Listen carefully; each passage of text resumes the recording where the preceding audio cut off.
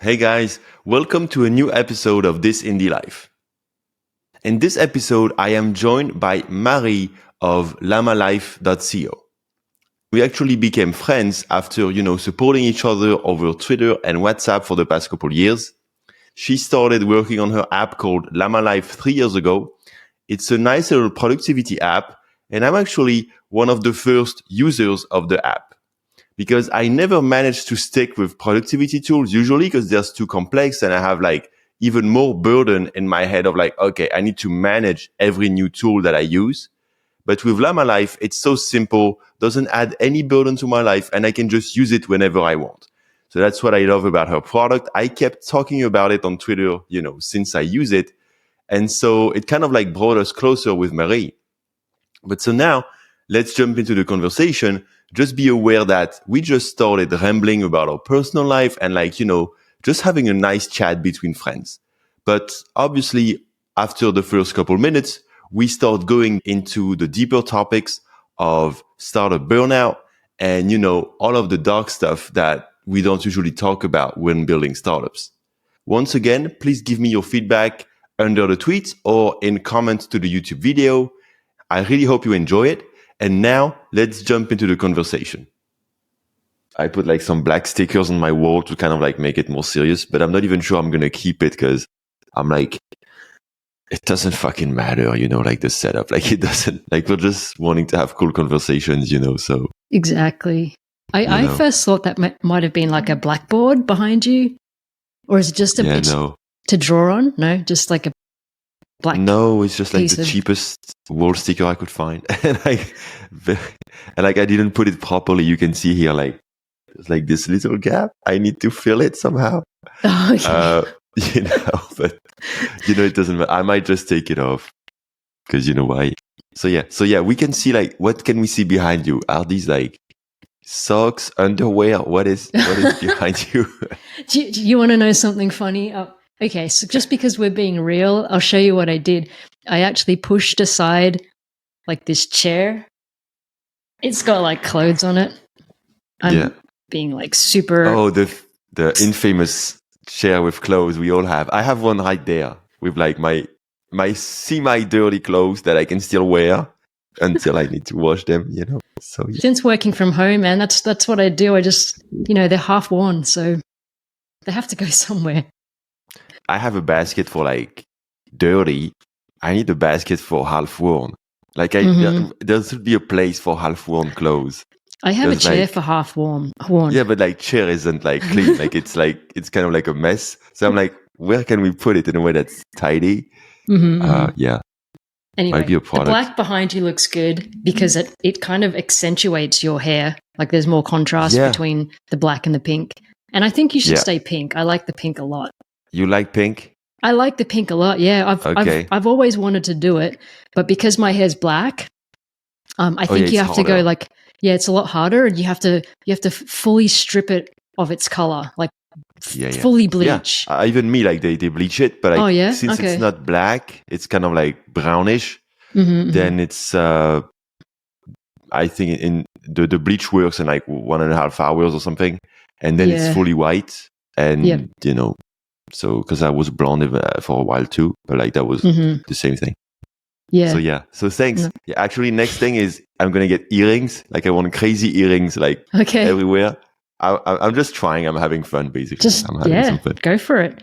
I used to have my tragus pierced. It's the hard bit, right there. Oh wow, that must be painful.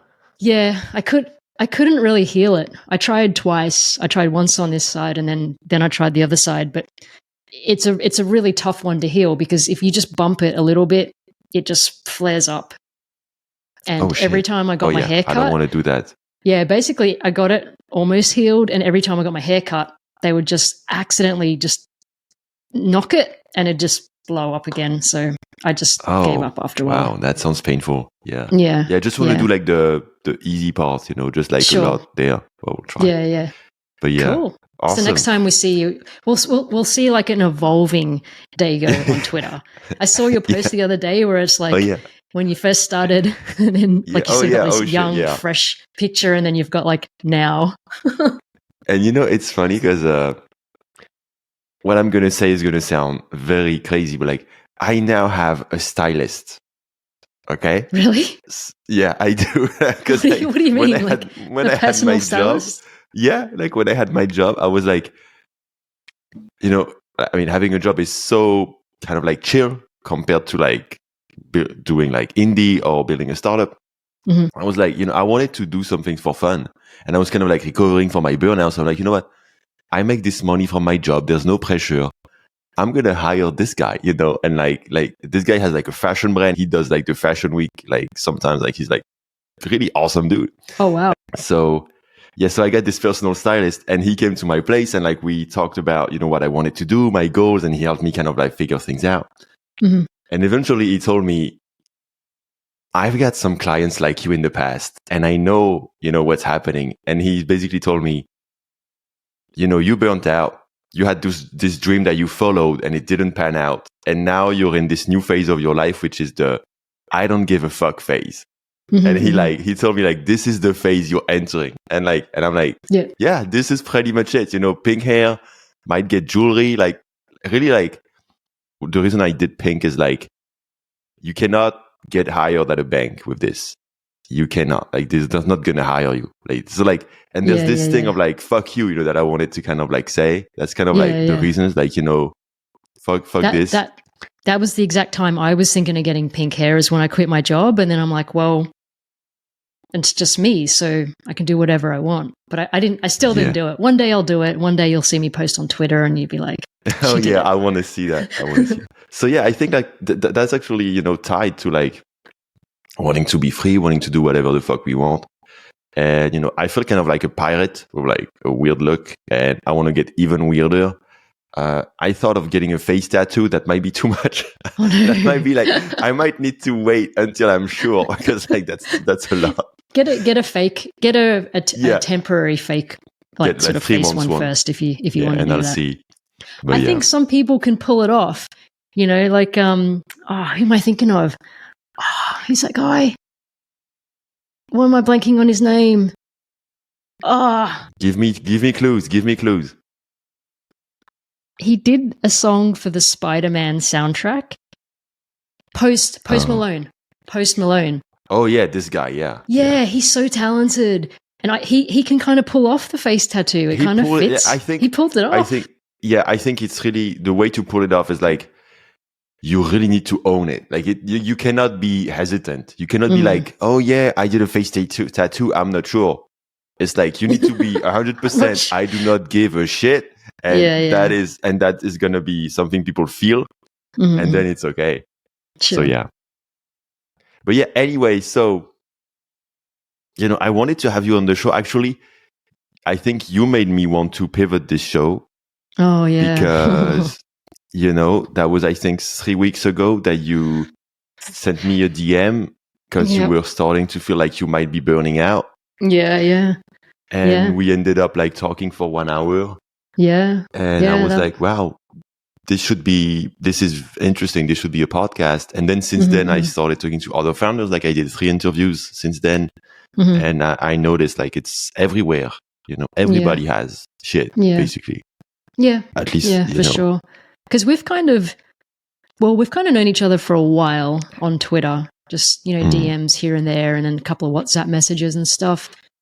And I don't know, it was really weird. So that night that you're talking about 3 weeks ago, because we'd kind of had a few messages back and forth, I kind of felt like I knew you a little bit. And you're obviously a Llama Life customer. You were one of like the early Llama Life customers. Yeah. And I don't know, I was having a really low moment that night, and it kind of started with, I don't know, I was actually crying. I was actually in tears, and I was just kind of feeling really, it was like 8 o'clock at night, or no, actually it was later, it was about 10 o'clock at night, and I was feeling super upset. And then for some reason, I thought I'll text you, just random, like super random. I was like, I'll text Dago because I feel like I'm burning out. I think I just texted you something like, I think I just said literally, I think I'm burning out. Yeah, that was very simple. Yeah, I remember. And you wrote straight back message immediately, and you were like, do you want to chat? And I'm sort of here like, oh, I don't know, like I'm looking like Yeah, really it horrible. felt like you were like, I feel like self-conscious or something. I look like crap right now. And, my eyes probably all puffy and stuff. And you're like, no, we just get on WhatsApp. And I'm like, And then I didn't reply for about 10 minutes because, like, I don't know, I was going back and forth if I wanted to do it.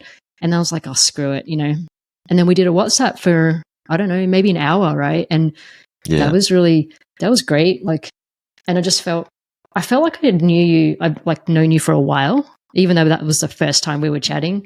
It was just very easy and, relatable and stuff, what you'd gone through. Yeah. I might rename this podcast Founders Therapy because I did a few episodes and that was kind of like the same thing. What is it? You should totally do that. I love that. I love that, man, because like this indie life's good, but it doesn't really, it's not specific enough. Whereas if you do want to talk about sort of the dark side and, being real, founder therapy sounds good. Anyway, think about it. Yeah. We'll see what people have to say about it if you have like feedback on it. So yeah, what was that about? Like this, how did you feel back then? Like what was happening? It's not like, it wasn't an overnight thing. I think it just kind of built up over time, right? And I have been in that situation before, so I've kind of felt like I could feel it. I could feel it building. I could feel it coming on. And I was thinking, I'm not going to let myself get to that point. Like, I know what it is. And it just creeps up on you, right? It just creeps up on you. And then one day I think all your emotions are on the surface. So it doesn't take much to kind of push you over. And then it might not even be one specific thing. It might just be a lot of little things. And then at some point you're just so close to the surface, like your emotions, that you just tip over. And I was kind of feeling that night. Like I'm not the sort of person that usually cries. Like I'm don't cry very often, right? And I was just feeling like super bad that night and just too much to do, stuff that I didn't really want to do. Yeah, that's often that. Because like what you said earlier was like, it builds up and it made me think, so that means you can't stop. We can't take breaks. And so that might be why, so I've been trying to take breaks more often. I started slowly with, like, I used to work all the way through the weekend. And then I started to not work on Sunday, except for the, the super, time sensitive things, maybe customer service or something like that. And now I'm trying not to work on Saturday as well, but I do Saturday morning because I'm in Australia. Mm-hmm. So Saturday here is still Friday in the US, and our customer base is in the US mostly. It's like about 75% of it. So we still have people needing support on my Saturday morning, but after that I try and stop. But it's super hard because I don't know, it's almost like an addiction. You kind of want to keep it going, keep the momentum. Yeah. I love kind of like working on my product. I don't dislike that at all. What I was struggling with was more admin tasks, like accounting or just things that I find super boring, and that was building up and building up. And I was like, I have to take care of it. Because the boring things, you have to kind of like force yourself to do them. Mm-hmm. And that is what takes energy. That is what is like exhausting. It's like you can do 1 hour of something you don't want to do. It's going to take so much from you than like 10 hours of something you enjoy doing. Like it's always like this. Just taking a small break from this conversation to talk about this week's sponsor. Now, again, I know you hate sponsors. I hate sponsors too. But this guy is a fellow indie maker. I've known him for years and he wanted to support the show. And his product is actually quite fascinating and ambitious. So I wanted to tell you about it. This guy is called Greg Fragin, and I met him, I think 3 years ago, back when I was part of the Indie Worldwide community by Anthony Castrillo. And on his community, there was something really awesome that was happening is that every week you would get matched by another founder from the community, and you would like just get on a Zoom call together to, meet each other and make connections. That was when I was at the very beginning of my Twitter days. And I met probably 10 or 15 founders this way, and this was awesome. So thanks, Anthony, for inventing that, years ago on Indie Worldwide. But that's how I met Greg. And Greg is the founder of LoopHQ.com. Usually, indie products, we try to not be too ambitious. We are careful not to add too many features. We are careful of keeping something neat and manageable on our own. But Greg, this crazy guy, he started working on this 7 or 8 years ago. He's a pretty experienced guy. Like, you can see this guy knows his shit. He knows business. And what LoopHQ does is it wants to be a unified inbox. Anywhere online, basically, where somebody, can talk to you, you can bring it into his app and handle from one single place. So, for example, one use case that I found very cool is, let's say you have a job and you have all these ways that your colleagues or employers can contact you. So you need to be aware on LinkedIn. You have a couple Slack channels, and you have specific email addresses.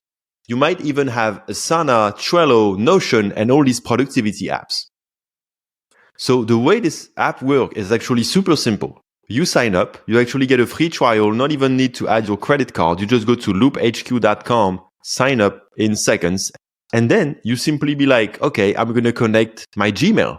You can connect as many inboxes as you want. You can connect 5 Gmails, 3 Hotmails accounts, whatever you need. You can connect Slack channels. You can connect LinkedIn account. You can connect WhatsApp. You can connect, everything that you can think of. Twitter, Slack, Notion, Dropbox. You can just connect everything to this. And from then on, every message you get, you will see it in your unified inbox. And you can reply from this inbox. And for the people receiving the replies, they don't see it. It's like a completely native, similar experience. Like, I tried it earlier. Somebody wrote to me on WhatsApp, and I went on Loop. I responded to them, and it was instant. They got the message on WhatsApp as if I was myself on WhatsApp. So, to be honest, it's the kind of product that is so ambitious, so big that I don't even understand how he does it. I don't even understand how he keeps going after all this time. So if you have a need for that, let's say you're in sales or in marketing, and you want to keep all of these inboxes and messages with people very tidy and, cleaned up. And maybe, for example, not mess up with between your personal accounts and your professional accounts. Because, for example, me, if I'm going to tweet all day, I'm going to use the Twitter app directly. There is no need for me to use a third-party app like Loop. But if I manage brand accounts and I want to keep everything tidy, I could keep my Twitter brand account, LinkedIn brand account, Slack channel that I use for this professional thing. And I can just set everything in one place together. And I think that would be super useful. So if you guys want to check out this product by fellow maker Greg, who is running it for 7 years now, you go to LoopHQ.com and you can actually get a free trial if you want. But he also gave us 30% off the annual subscription. So if you use code INDIELIFE, all caps, INDIELIFE, for the annual subscription, you will get it at 30% off. So go check out LoopHQ.com, IndieLife coupon code if you need it, and let me know what you think. Also, Greg is super responsive to feedback, so you can go in the chat box and give him feedback if you had any. For example, earlier today, there was a small bug with the LinkedIn integration, so I asked him about it and he fixed it immediately. So thank you again, Greg, for sponsoring this episode. And now let's go back to our conversation. So didn't you say, you told me, I think in prior conversation, didn't you say you had someone for support? Because then I'm wondering why you're doing support on a Saturday morning if you have someone. Well, I have, I guess just to put some context around it. So Llama Life is 3 people. So it's me. I started off by myself. And then now I have 2 other people that I work with. So one person does, she does content, community, partnerships, and sort of manages the customer support, is kind of part of our community. Yeah. And okay. I have one other dev. He focuses on mobile development, the mobile app development. And then I focus on the web product development. So I do the dev on the web side of things. And then I do all the business admin, the accounting. I do some marketing stuff as well. And so for the most part, someone else is helping me with customer service, but she's not working on the weekends. So she's Monday to Friday, right? Yeah. So they're employees, so they're Monday to course. Friday, 9 till 5, 9 till 5:30ish. But I cover round the clock. So last couple of nights I was working till about 10, 11 o'clock just because there's still stuff going on, you know. That's like probably a unique challenge also from being in Australia. Exactly. Like you're so far away from like the customer base, which is usually the US for most people. And like, because like for me, like where I'm at in France, you know, the US, there's like if you take West Coast, it's 9 hours, which is the furthest. People are not going to bother you at like 6 p.m. like on a Friday.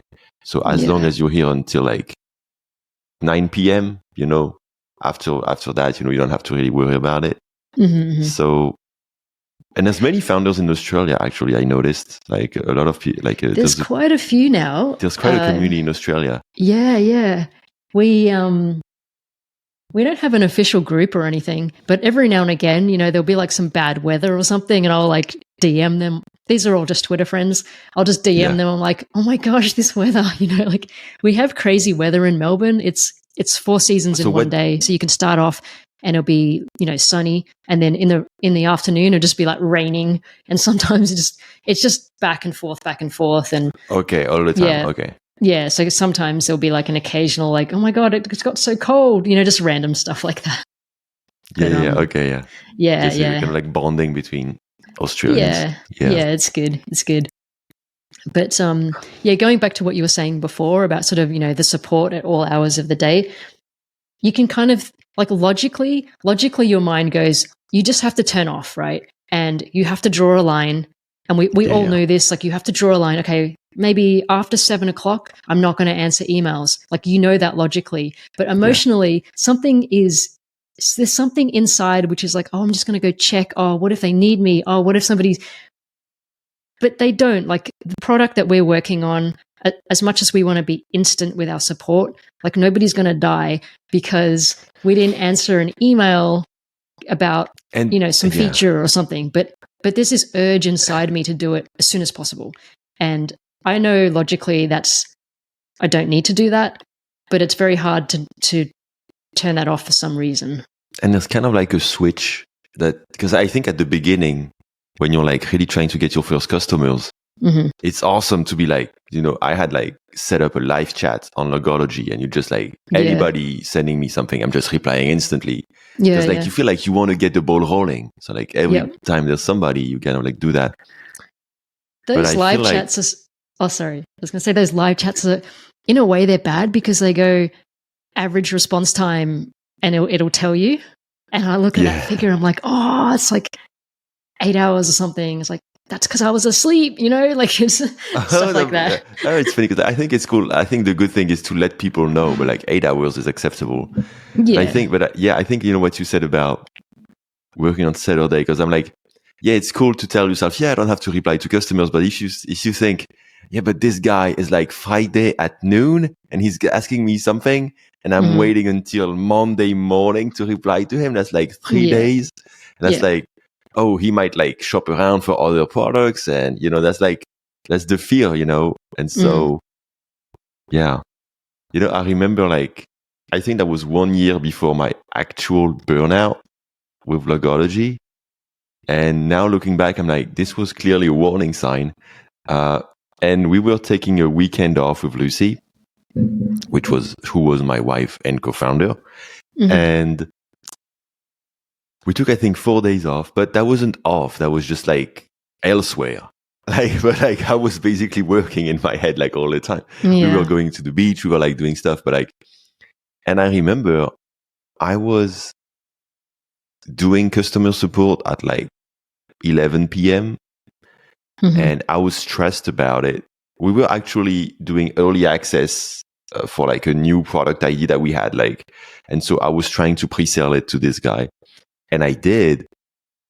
And then I felt like physically, I started like being very sick, like suddenly, very sudden, like I had the flu or something bad. Like, it was like COVID days. So I thought, I used to blame COVID for a lot of this, and actually that wasn't that. And I was literally like all night. I think I had fever. I was sweating, like really bad physical symptoms, like out of nowhere. So we thought we blamed like the restaurant that we went to, like maybe the food was like something with the food, or I got cold, like the place we were at were pretty humid and not that healthy in terms of like the location, like it wasn't that good, like the Airbnb we were staying in. But then, eventually I slept, and eventually the next morning I was all better, but that was just because the support thing was solved. And I didn't really, I had some thinking about it, but it didn't worry me that much because I hadn't did a big burnout in my life back then. I think the worst thing is, like, when you have a job, you can blame the job for, oh, they want me to do this thing. Oh, they want me to do this, fuck that, So it's kind of like easier emotionally, because when you're your own thing, you have nobody to blame. You don't have like any escape. You're just like feeling pressure to do it, but like it's internal pressure. And I will always remember, like, once I left my previous job and I went to do logology. So that was 6 years ago. First couple of months were like, oh, that's awesome. I'm free. I'm so happy. And then eventually I realized that the pressure was coming from inside now. And this pressure that's coming from you instead of somebody else, I mean, it's like 10 times worse. We're our own worst enemy. I totally feel that. And the funny thing is, we just put, I think expectations, that like our own expectations need to kind of get reset. And this happens to us all the time, right? So I guess if we talk about maybe, like, say you're developing a feature for your product, and realistically, like, that feature is going to take 2 weeks. Say in reality, it takes 2 weeks to do this feature. Like, fact, you've done it. It took 2 weeks. Okay. As you're going into that, the problem is, like, and I do this all the time. I just underestimate things all the time. And I'll go in and I'll be like, okay, I'm going to get this done in a week, guys. Like, I'm good. Like, we'll have it done in a week. And then when a week goes by and it's not done, I feel awful. And I put all this pressure on myself. And then I'm stressing out about it. And then I get it done and it's 2 weeks, right? And I feel horrible that I was super slow. But if I'd gone into that and I thought, hey, okay, this is going to take 3 weeks. And I'm like, yeah, cool. It'll be 3 weeks and I'll still work hard at it and stuff. And then I finish it in 2 weeks. So nothing's changed. 2 weeks. It's still 2 weeks. I would feel amazing about that. I'd be like, it's my expectations of myself are just all wrong. And if I went in going, 3 weeks, but I did it faster. I did it in 2 weeks. Amazing. Good job. We smashed that. That was amazing. I would just have a completely different mindset, feeling of accomplishment. And nothing actually changed in reality. Like, it was 2 weeks. What was off was the expectation that I'd do it faster or slower. And based on my own expectation, I feel good or bad. And that's something I'm trying to work on, because I always put way too much pressure on myself and it's not realistic. And then when I can't meet my own expectation, I feel really bad. So that's, and like you said, there's a physical like reaction to it sometimes. Yeah. Like, your body just has like a physical reaction, whether it's heart rate or whatever. And what you said, that sounded awful, but I haven't had what you said, but I've definitely had like a heart sort of thing where I feel like my heart's going a little fast, that kind of thing. Yeah. You feel it. Yeah. I've used like fitness trackers and stuff just to kind of keep track of that stuff. Just make. Yeah. I got an Apple Watch for that. You got the Apple Watch. I remember you doing that. I have the Oura Ring, which I've had for about 4 years. I've had it quite a long time, but I don't know.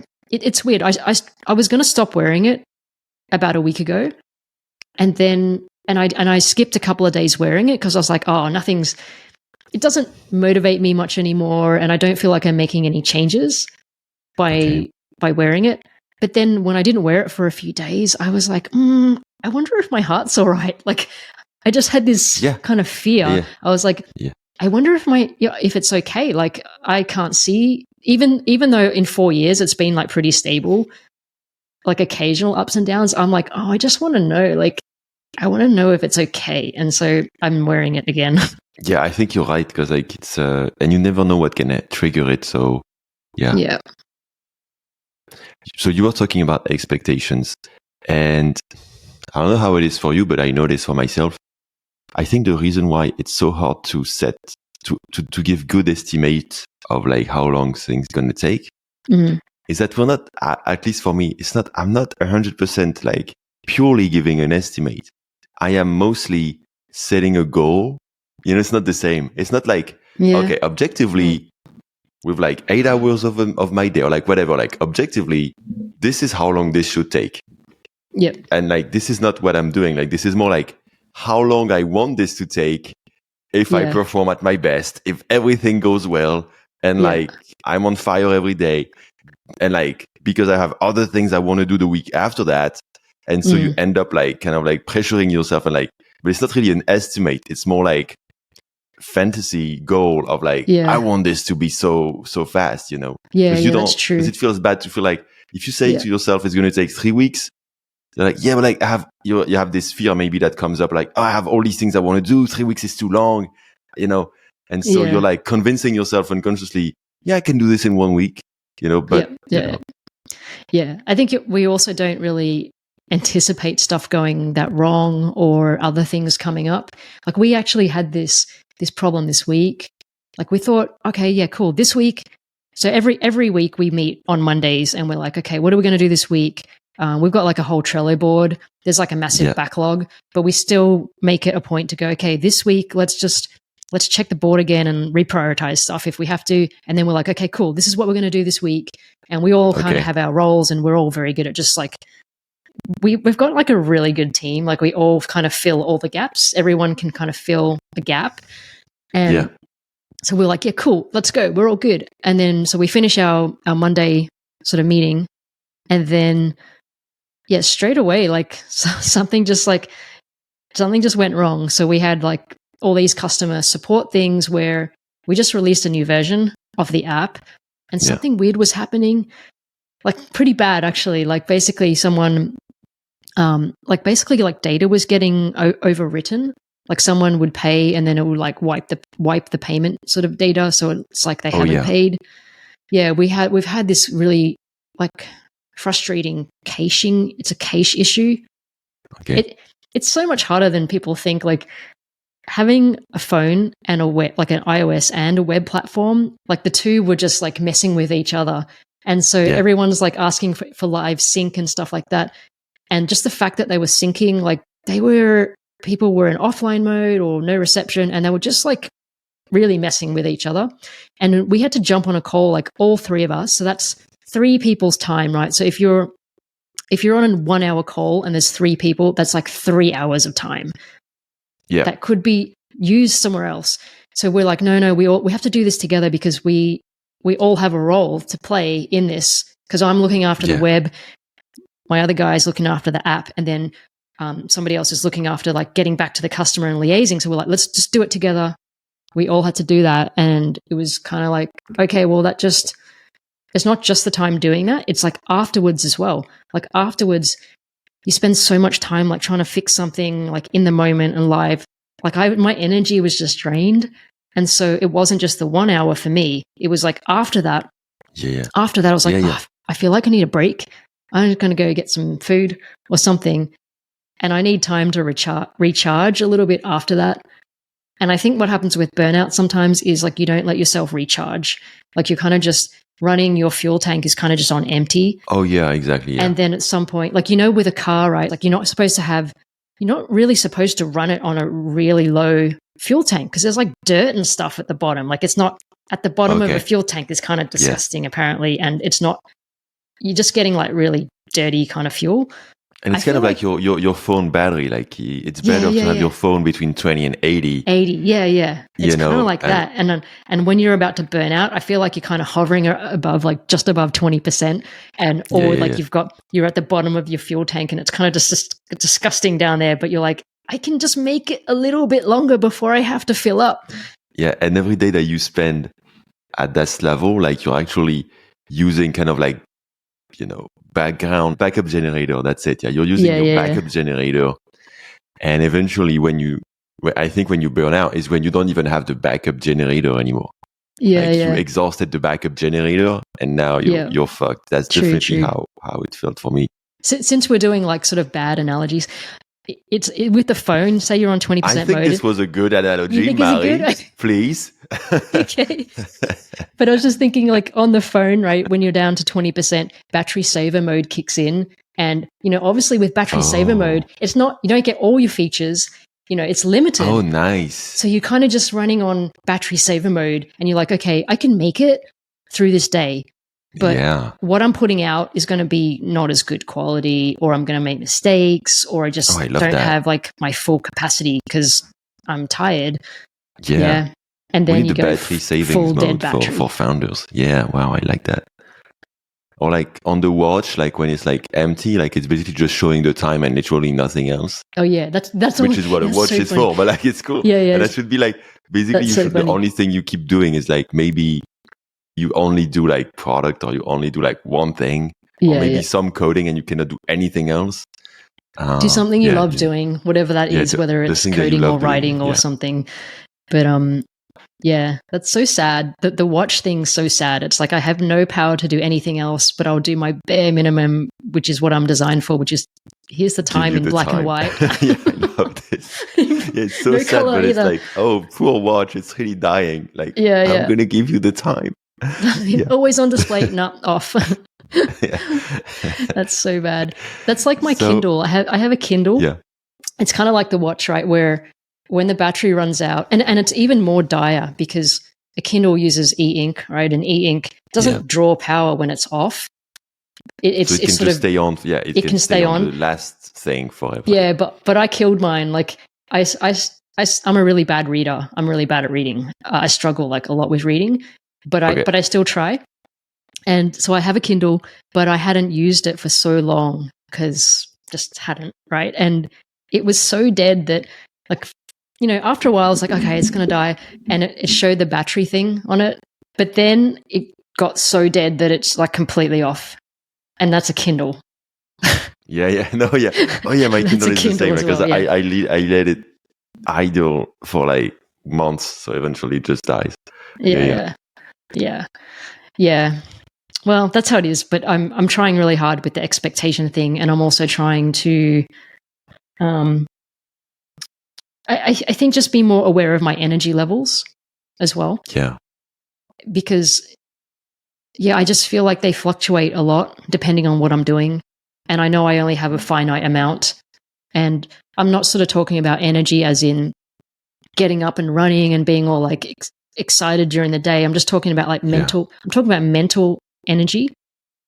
My mental energy to do something, not physical energy. My mental energy gets drained really quickly, especially if I'm like doing something that I and like don't want to do. Inspiration and like wanting to do things. Yeah. But I was always someone who was so motivated, more motivated than most of the people I knew. And so when I did Logology, the first 2 years, I was very motivated. Mm-hmm. And I never thought in my life that this could stop, that I could stop being motivated. And so I burnt out after 5 years, but after 2 years, I remember feeling, oh, wow, I don't have this kind of like infinite motivation that I used to have. That was very weird to me and scary. Mm-hmm. And I was like, oh, okay. Like a part of me is like kind of like exhausted because it's not, succeeding as I wanted. And so after like hitting a wall, like repeatedly, eventually I lost motivation, and then it required way more kind of like energy to just work because it wasn't the same kind of like honeymoon motivation of like just easy and just like, it's just very easy at the beginning, and I didn't realize it would stop. Do you think we see this play out a little bit with a lot of the indie makers online, where how sometimes people jump from project to project, like maybe they lose motivation on one project. Maybe to keep the excitement. Yeah, because you're right. There's this honeymoon period at the beginning. I had it on Llama Life too. I was like, I I still love working on Llama Life. I really do. But it's not the same as like the beginning. The beginning was like crazy exciting. And the first customer is like crazy exciting. You're like, what? Yeah. Who is this person? Do I know them? You're like looking up everything. You're like, do I know this person? Oh, I don't know them. They're like my first real customer. That's super exciting. But then, I don't know, like it's a different challenge now. Like I think I'm in a slightly different, because I've been working on it for maybe 3 years now. So I'm definitely over the honeymoon period. Yeah. But I stick with one product, but I see a lot of people, and you stuck with one product. You had logology, but I see a lot of people just jumping around to different things, and you know, there's no one right way to do it. But I'm wondering if part of it is like maybe they lost motivation on one thing, or they got bored with one thing, and they're like, okay, I'm going to go do another thing now and jump to that to recreate that excitement or that motivation. It might be kind of like, you know, some people are extroverts, some people are introverts, you know, maybe something like that.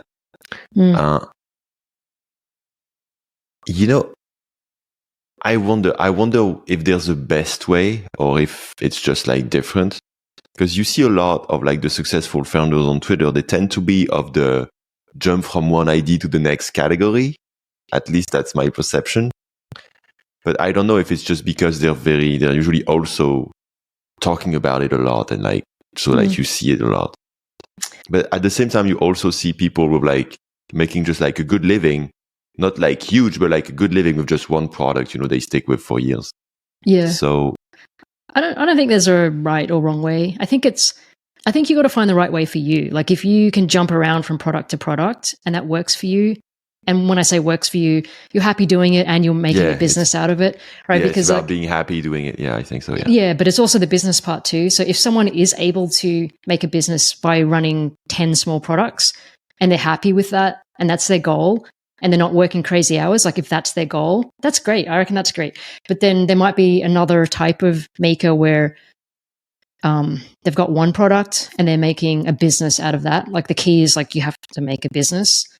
And they're happy doing that, and they like working on one. That's fine as well. I don't really think there's one way. It's more like what is your goal, and if what does it take to get to your goal, and that has to include like running a business, like proper business that's bringing in like enough to sustain you. Yeah. Then like I think there's also like a dark side to each. Like for example, the problem I had is that I was too invested in one product. Like I went too far. Like I think eventually we should have like took a step back and be like, okay, logos, not really a good market. Let's pivot, you know, to some other design kind of like thing. And we kind of like, no, we're going to make logo work. We're gonna like really trying to like make this very specific thing work. Yeah. You know, and I think that was too much. And that was kind of like, you know, not healthy. But I think on the other side of people doing way too many products, you also see people who just like spend 2 weeks on one thing, or like one weekend, they launch it. It's obviously not very advanced or polished because it's just a weekend or like a couple weeks. They launch it, it fails, and they're like, oh, fuck this, and they move on. And they just keep repeating that, and they very rarely find something. So I feel like there's a way to be kind of like, you can fail, you know, with both things. Completely. Completely. You know? I think I 100% agree. Like there's definitely balance. I think what I was meaning before was like, in terms of the approach of like multiple products or one product, it's whatever is right for you that allows you to build a sustainable business and fits your lifestyle. But what you're saying is I think what you're saying is like, for both of those approaches, there's challenges, and exactly what you said, like you can get too invested in one product and not really see like, oh, this isn't becoming a business, or it's taking too long to become a business, or I'm not changing what I'm doing. And then that's for one product. But then on the other side, when you do multiple, I think maybe sometimes people scratch the surface and they don't go deep enough, or they just give up a little too quickly. And it's like, well, did you dig like deep enough?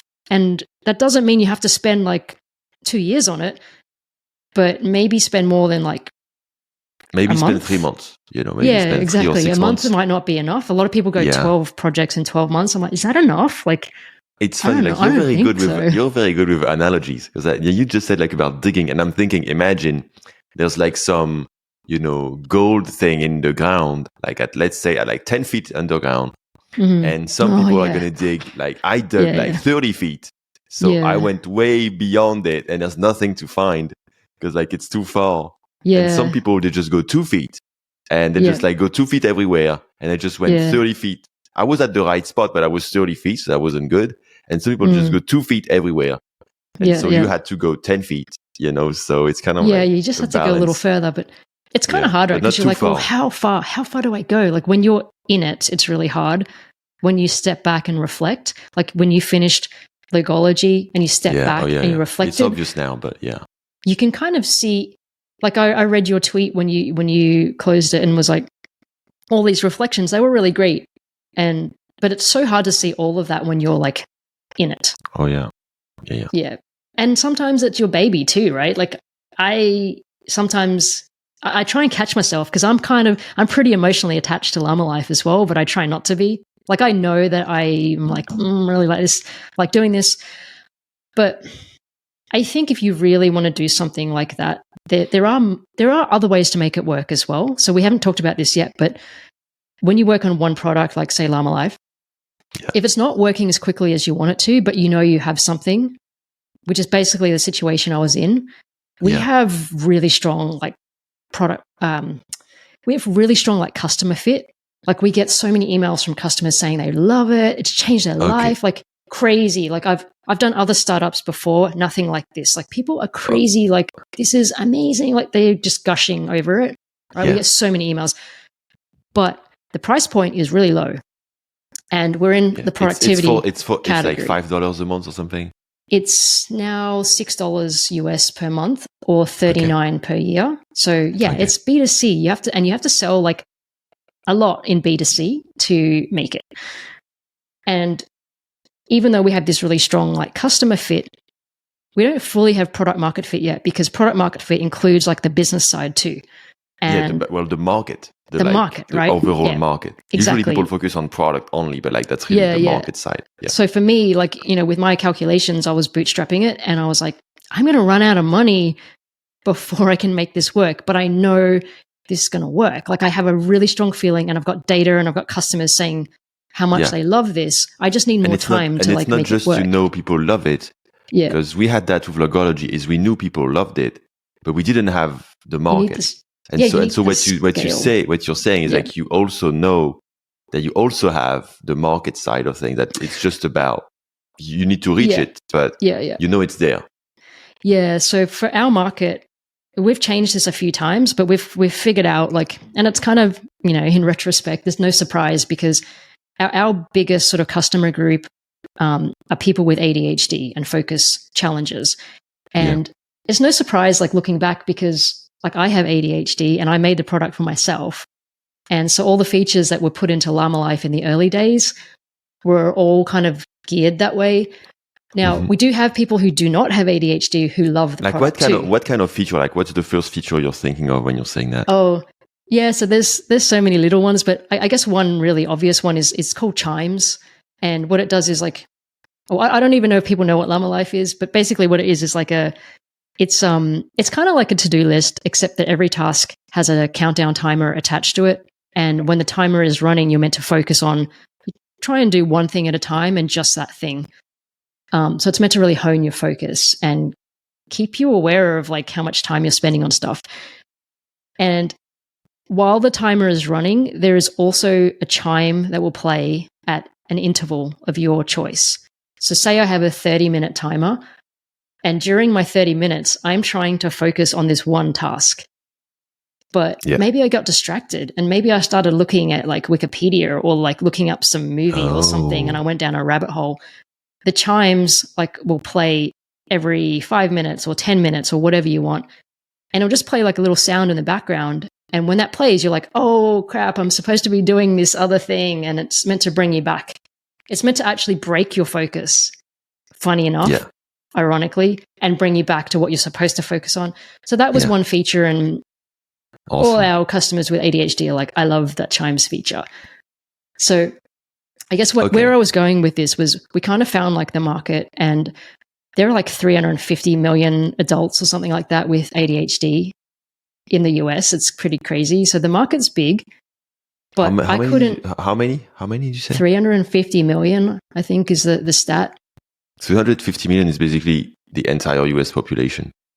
Okay, wait, maybe it's globally. Yeah, you're right, because there's about 400 million. Yeah, it's globally. But that's still a pretty big market, right? That's a big enough market. It's big enough market. And we keep getting told that our tool's like really unique. This is from customers, and they've never found anything like it. So we definitely have something, but we just didn't have time based on my personal savings. So where I was going with all of this was like, there is another route, which is you can maybe raise a little bit of money. There's many ways to do that. It could be crowdfunding. It could be like a small angel investment. It could be like Calm Fund. It doesn't have to be VCs, right? Or you could go the VC route as well, but that's obviously got different challenges as well. But the point I was trying to make was there's different ways to get to your goal. And with me, I kind of looked at my personal situation, was like, I can't make it unless there's some funds coming in to give it a boost and give me that little bit of extra time. So I kind of went that route after bootstrapping for, I think, about a year. And then I raised a little bit of money. I went through like an accelerator program as well. And they give you money to go through the accelerator program. And that bought me a little bit of time. And obviously it let me hire like 2 other people as well. So there are some folks that can bootstrap it and do that. And that's like amazing that they can get to profitability to hire and all that stuff. But with Llama Life, we couldn't get there. So I decided to raise a little bit of money to get that up front so I could try and get there.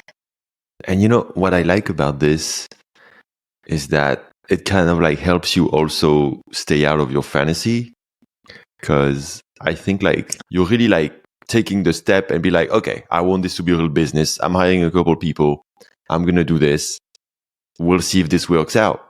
Yeah. And I feel like, for example, on my end, the kind of like good and bad thing that happened is that a couple months after we started Logology, my mother passed away. So that was very tough, like emotionally. I'm sorry to hear that. Yeah. Yeah. But like after like a couple months, I got like money from that. Not that much, but like basically we went from like 2 years runway to 5 based on our savings. And I think at first I saw it as a good thing, and it's obviously, you know, there's a positive in that, but like it kind of like allowed us to fuck around, you know? For the first 2 or 3 years, I was literally not worried, because we had like all these savings, and I was like, we can just like fuck around. And I was spending so much time on useless shit.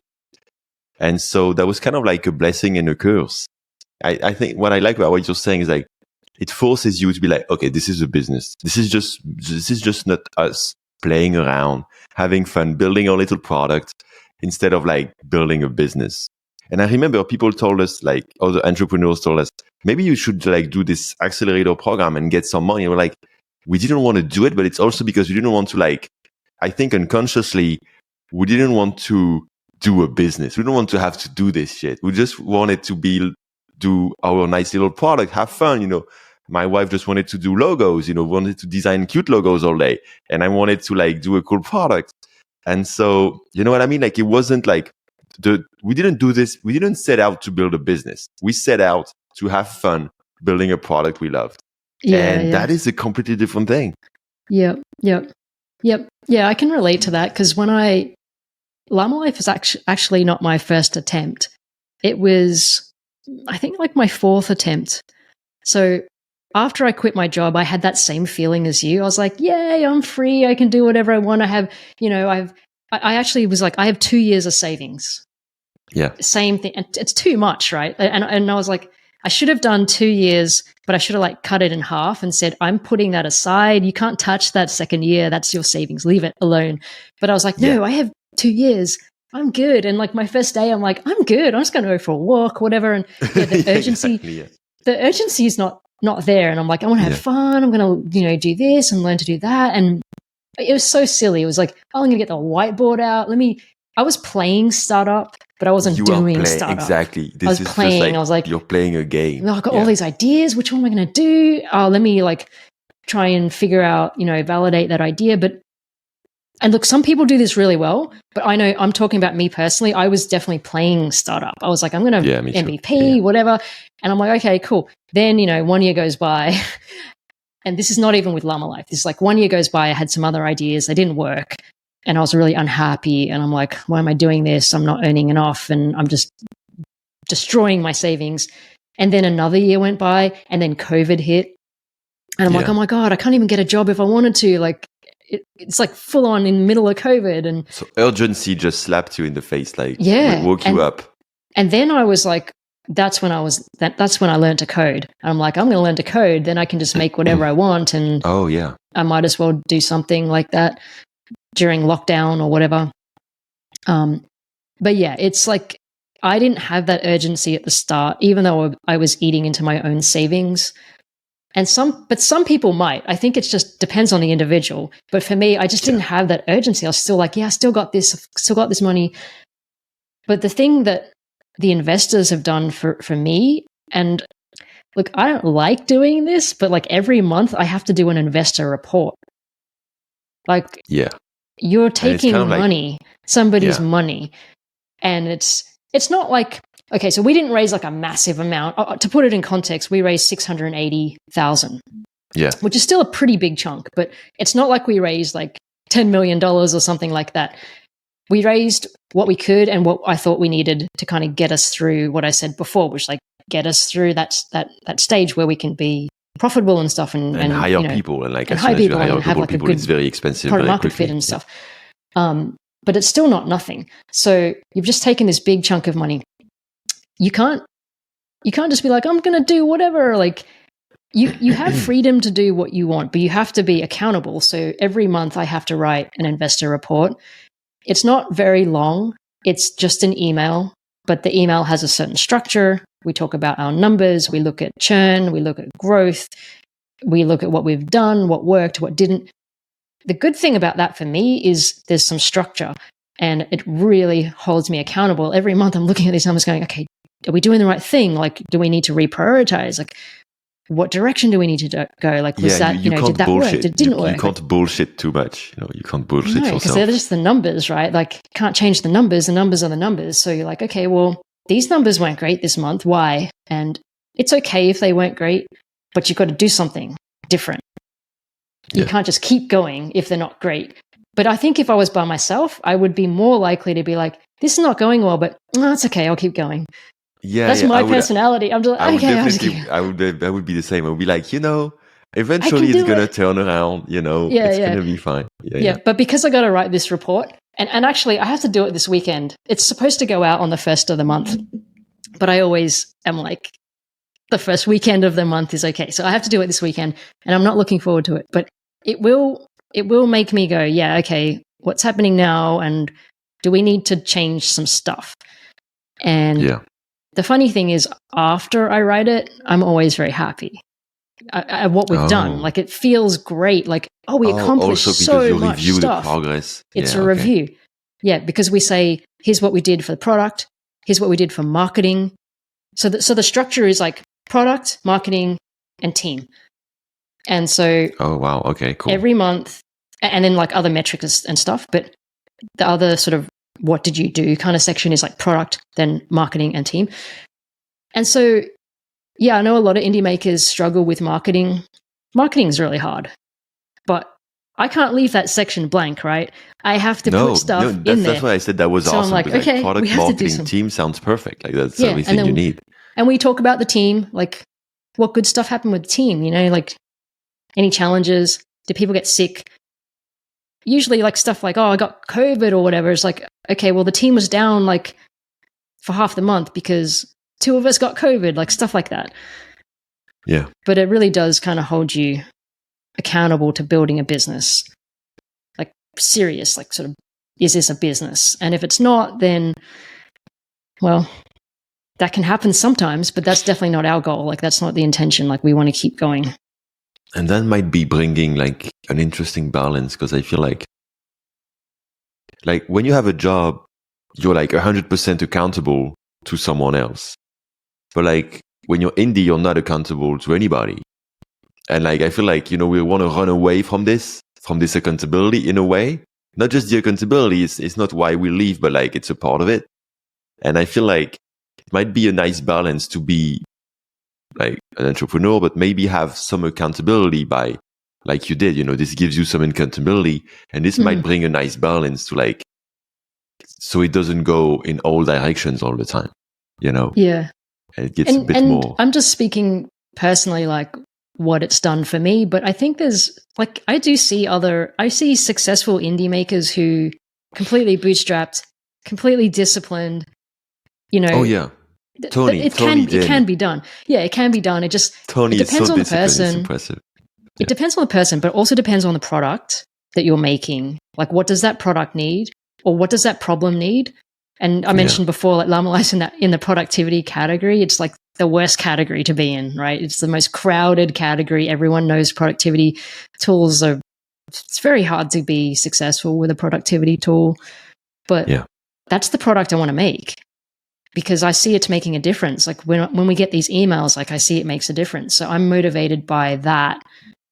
I'm actually less motivated by money. Like obviously I want to have a certain amount so I can live, but I'm not as motivated to get rich or anything like that. I want to just make this product.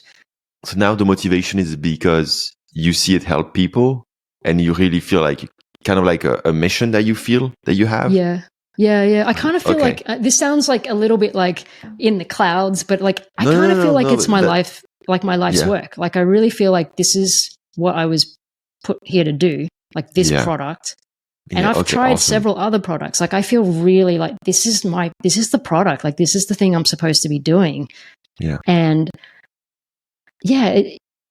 seeing it help people, like we actually got an email from someone the other day, and they were like, I'm sending you this because with something like, I'm sending you this because like if you feel like you're having challenging time, whatever, just know that it's worth it. Like you're really helping people. And it was like a really nice email. I tweeted about it a few days ago. I saw it. And he said something like, I hope you frame this or something for when like you have some challenging times. And I was like, I'm not framing it, but I did take a screenshot. What a narcissist customer. No, I'm kidding. But like, I hope you frame my email. Okay. No, I see what you mean. Something like that, but I definitely saved it. I'm kidding. I will. Yeah, I do. We have all the customer emails because they're just in our Gmail inbox. But yeah, I would say like 99% of them are like super nice and super grateful. It's kind of hard to put into words because like I've never had something like that before. It sounds almost fake, but like they are so grateful and just feeling it, so that keeps me going a lot. And I genuinely like working on the product. It's like I like doing the UI stuff. I like creating like funny, like little Easter eggs and silly things in the app.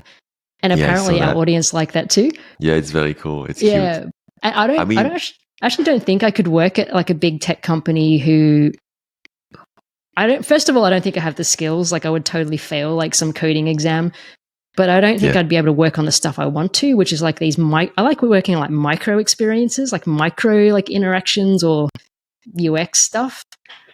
Yeah, but it does. Yeah. There's also a lot of sounds in Llama Life. Oh, yeah, there's sound attached to events. Like because like I use it, and when I duplicate a task, it makes a little like a bubble noise or something. Yeah, exactly. Yeah, that's pretty nice. There's some Easter eggs with the sounds as well. Like some of the sounds are, I can't remember which one. One of them's actually a plunger, like a toilet plunger or something. Okay, I haven't heard that one. But the level of the sound is turned down, so you can't really tell, right? Like there's all this. I'm not a sound expert, but I just mess with it. But like you're putting some, you're polishing it. You're making like an experience. Yeah, that's that's awesome. Yeah, that's funny. I was talking last week with Lucas Herman, who does Stage Timer. Yeah. And Lucas, I was asking him, how the fuck do you have to dev for 3 years on a fucking timer? I was kidding him. And I feel like with Llama Life, it's the same. Like it looks so simple. Like, and that's the thing. Like these things look so simple, but yet like you're always working on it. So can you tell us, what's happening? It's funny you say that with Lucas. So yeah, Lucas and I, we've had chats and stuff before. And the funny thing is like his product and Llama Life are actually like fundamentally like at the core, like the core mechanism is the same. Like they're both timers. Right. Yeah. They're actually really, really similar. They're both timers. They count down. You can set multiple timers. There's breaks. There's like different, like it's really uncanny. They're the same product. I didn't even think about it. Yeah. Completely different completely different audience, completely different market, completely different design. Kind of like the same. But the core is the same. Like, and sometimes when he sees me put out features or vice versa, I'm like, oh yeah, we've been thinking about that too. Or I'll be like, oh yeah, we've had this exact problem. And it's so frustrating dealing with time and time zones. And he's like, oh my God, like we have the same problems, like, and the same features, but just a different audience, a different look. Everything else is different, but the core is kind of very similar. Yeah. Well, it's funny because so when I was first interviewing for this dev role, interviewing people to join Llama Life for a dev role, yeah, we had some devs going, oh, your little app or something. Some guy made a comment like, oh yeah, your little app. And I was like so offended. I was like, what do you mean little? You're out, yo. Yeah, this is over. I was like, it looks simple on the surface, but I think that probably, okay, we'll do another analogy since we're on that roll, but I think the easiest analogy is, so meditation apps, right? Yeah. So what happens when you listen to a meditation? Like, what is that at its core? It's just an MP3, right? At its core, you listen to an MP3 for 10 minutes. That's your meditation content, right? But there are apps like Calm and Headspace and other meditation apps as well who have taken basically a playlist of MP3s and they've made like a whole business around it. Like they've made it an experience. They've made a cool UI and a user a UX as well. They've built a community around it. They've built a brand. That's kind of how I see the timer, because some people go, oh, it's just a timer. Well, yeah, you can go and get another timer if you want that does a similar thing, but you won't get the same experience. And with a productivity tool, you need a good experience or you're not coming back to use that productivity tool, right? You could have something that's exactly like Llama Life, but it hasn't got the same UI. You might not come back to use it because it's just too boring for you. And that's kind of where I see it's the same as a meditation app. I could have a list of MP3s and I could just play that. I'd be good, yeah.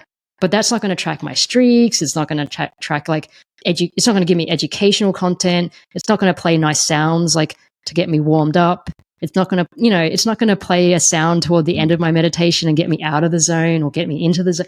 There's all this stuff around it. And that's kind of how I feel Llama Life is. And we're constantly like improving that stuff while at the same time, to your point, like we don't want to just throw everything at it because then it doesn't become simple anymore. So we kind of are trying to balance like simplicity with like the whole experience. And I think like the place we go next is more like build community. So we're building brand, we're building community as well around the core tool.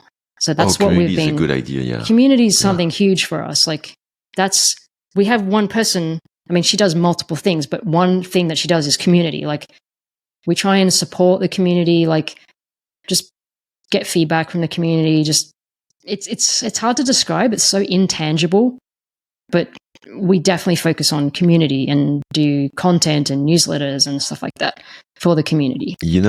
This reminds me, this might be a completely stupid idea, but I was working, there's a friend of mine who's like a productivity coach in San Francisco Bay Area that I know for like 10 years ago.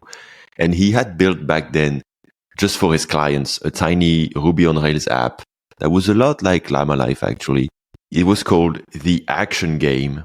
And you had to create actions. And an action is a 25 minutes, task. Mm-hmm. And then what it did is, but the timer was the same for everyone. So that means an action started at, noon, and then the second one at noon 30.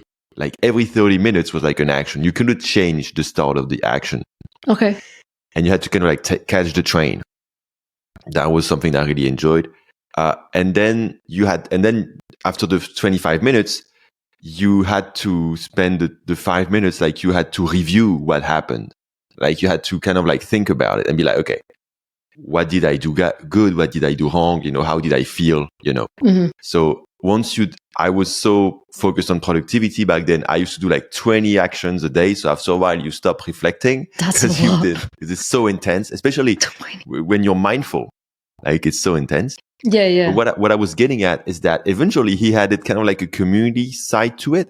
And what happened is you could like, connect with other people using it and see what other people were working on it.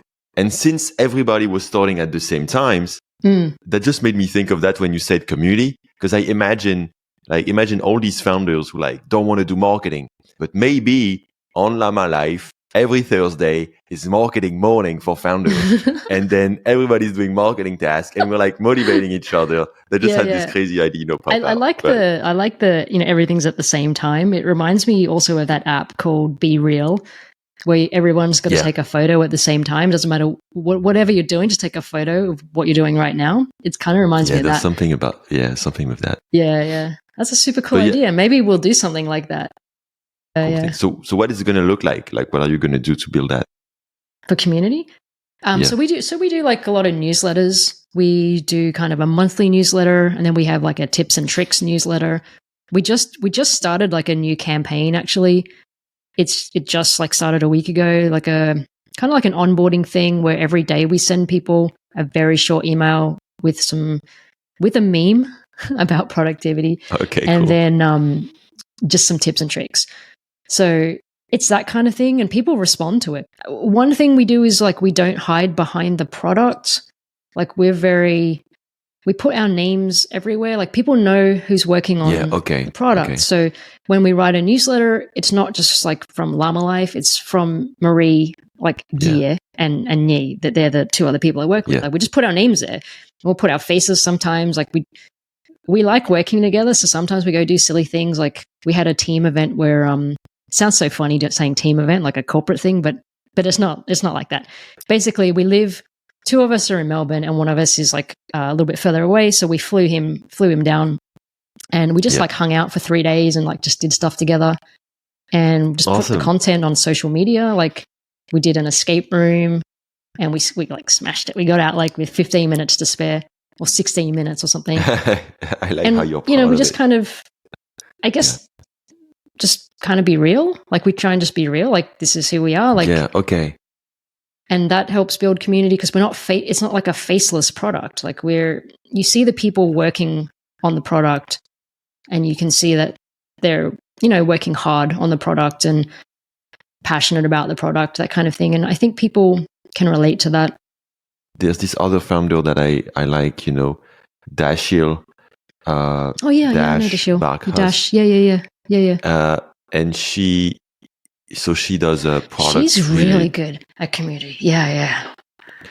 Oh, she's really good at like a lot of building things, shit. She's really she's really good. Yeah. I can't speak about it because she doesn't want me to, but like, she's really good. Like you don't know because you don't see on Twitter like everything. Yeah. She's very like going through a very good time. I know what you're thinking. Like we've had a few DMs and stuff, so I kind of I know she's doing good stuff. Yeah, doing good stuff, and she's not talking about it heaps. And that's the thing. Like sometimes there's a lot of people who are doing like super well at stuff, and they're not necessarily building in public and. Whatever works. I think if you like building in public, build in public. If you don't want to build in public, don't build in public. Just do whatever you want to do. Like, there's so many arguments. I see people like fighting on Twitter all the time. Like, build in public is crap, or it's like do whatever you want. Like, no one cares. She was talking to me about it. It's like initially she got kind of like she grew on Twitter because she was building in public initially. Yeah. And then she kind of stopped because she was I think growing a bit too much. And so eventually, it's not really useful to build in public. Yeah. And it's kind of like attract the wrong kind of attention. Mm-hmm. And then, but what I was going to say is that in terms of community, she, really puts her face on it. And she's doing a product, for adult content creators. So it's basically a wish list. That's called Wish Tenders, like a wish list for OnlyFans creators. Yeah. And that's very simple products, like pretty cute. I mean, it looks simple, but it's probably very complicated. Yeah. And I think it's kind of like similar to you, is that at least in her space, I mean, it's so shady. There's so many bad things. And she's just like very fresh, very genuine. And like, yeah, let's do an indie app, to help, OnlyFans creators. And it's like, and she's putting her face and she's talking like directly with customers. Like when there's a problem, even like when she gets called out for something, she acknowledges it and she talks about it. Yeah. I think it's just being real.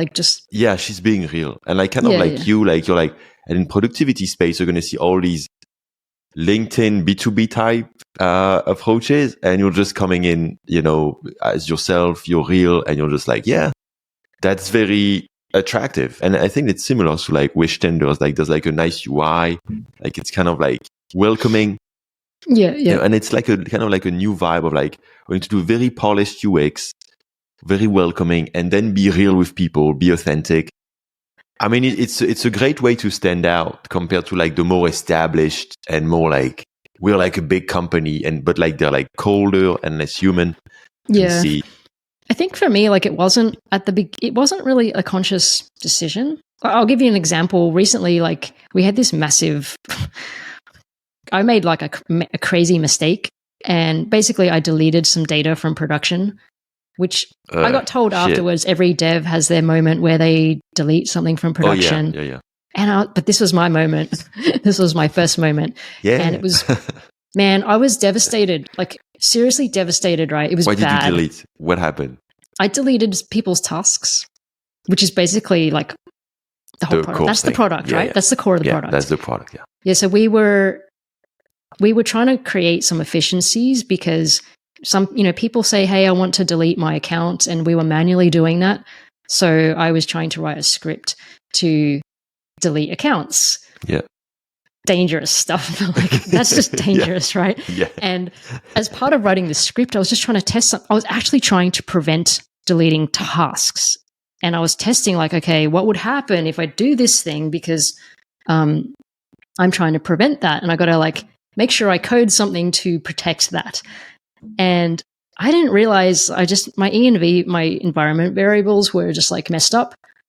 And I was pointing to production. And so you weren't in the dev environment, you were just in production, and you just did your test. And I just I tried this thing, and I'm like, then I'm looking in the dev, we have a dev database for testing. So I'm looking in the database going, oh yeah, it's good.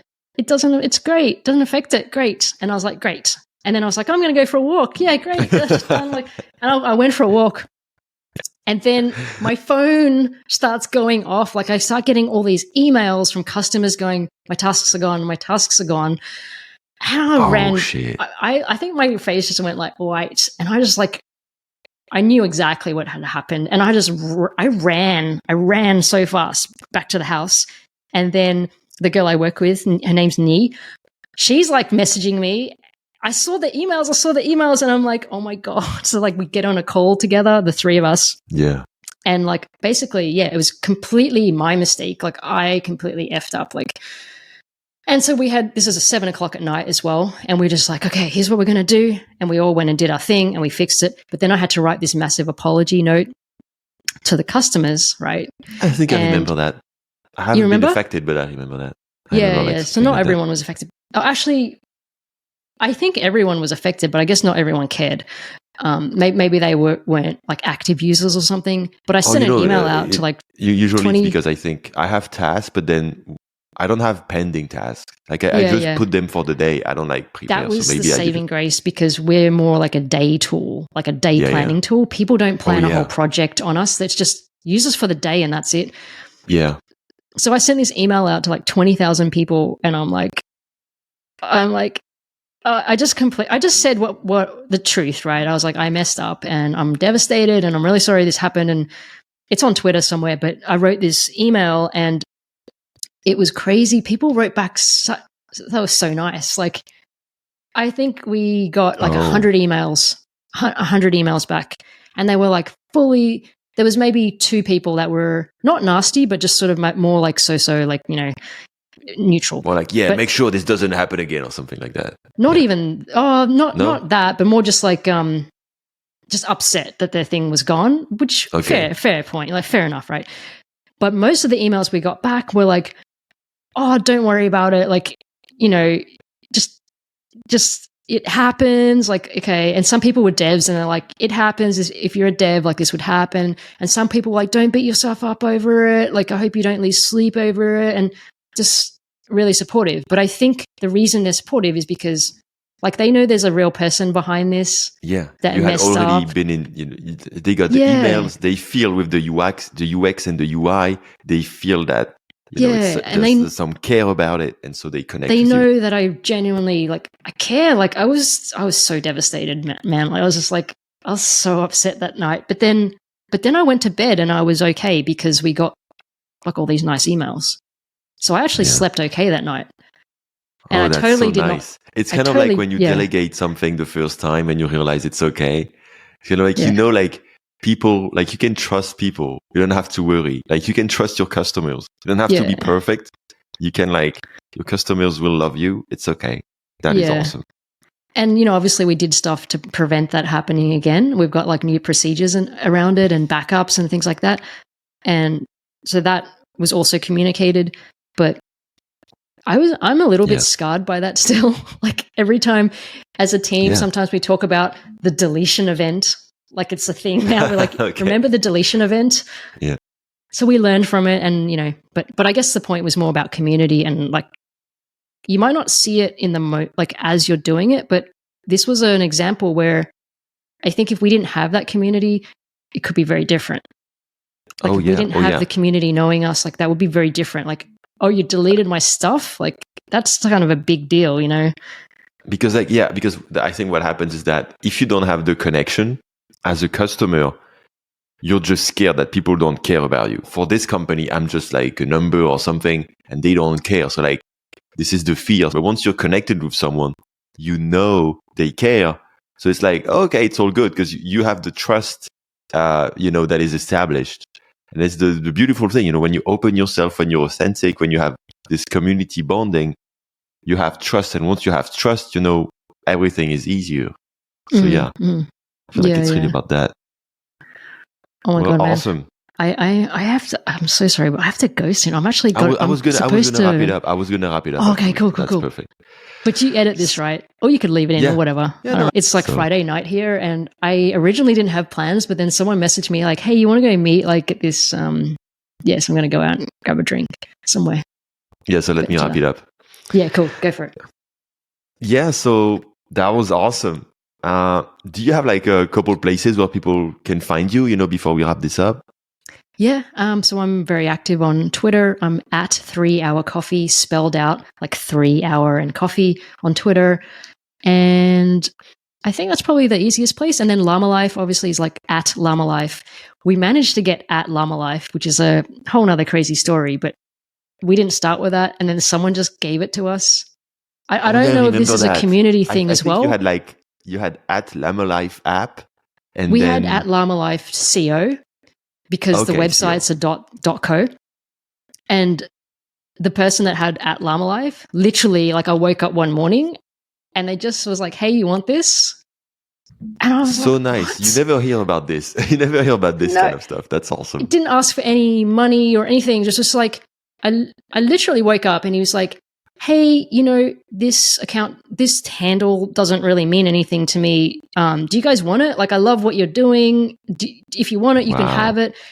And then he just completely did everything. Like he was like, oh, and by the way, I've changed the email on it to this. And he created a new Gmail and he goes, here's the Gmail attached to it. Here's the password. It's yours. I literally woke up and he'd done this and I'm like, what? I was like, my head was, because I'd just woken up too, and I was like, what just happened? I was like, what? Did this happen? It really happen? That is so nice, yeah. So crazy. Yeah. So. That's like the opposite of people who like buy domain names and like then try to sell it to you. And they're just like, you know. Yeah. He's just like, have it. Nasty. Yeah. So, oh, wow. Yeah, so at 3 Hour Coffee on Twitter and at Llama Life on Twitter. Awesome. Well, thanks, Marie. That was awesome having you here on Founders Therapy. Maybe we'll rename the podcast. Founders Therapy. That sounds pretty good. You know, that sounds pretty good. It does sound good. We'll see. We'll see. Yeah. But this is where it was, created, crafted. Yeah, All right. Well, awesome. you have a good day then, because it's daytime for you, nighttime for me. But yeah, have a good rest of your day and catch you on Enjoy WhatsApp your or evening. whatever. Thank you. Yeah, thank you. Cheers. Just one sec before you leave, guys. I just wanted to remind you that I've recently opened the Indie Hotline. So this means you can now send me your submissions about some difficult times or, experiences that you have with your startup. I will then read it during an episode and react to it with my guests. And this can even be anonymous if you want to. So just go to indielifepod.com, then click on Indie Hotline to send me your submissions. My goal with this is to make us all see that we are all in this together, and it's normal to have difficult times. There is nothing wrong about feeling depressed or feeling down when you embark on this journey, because it's actually way more difficult than most of us imagined. And I actually got a few submissions already that you will hear about in the next following episodes. So that's it for me, and I'll see you in the next episode.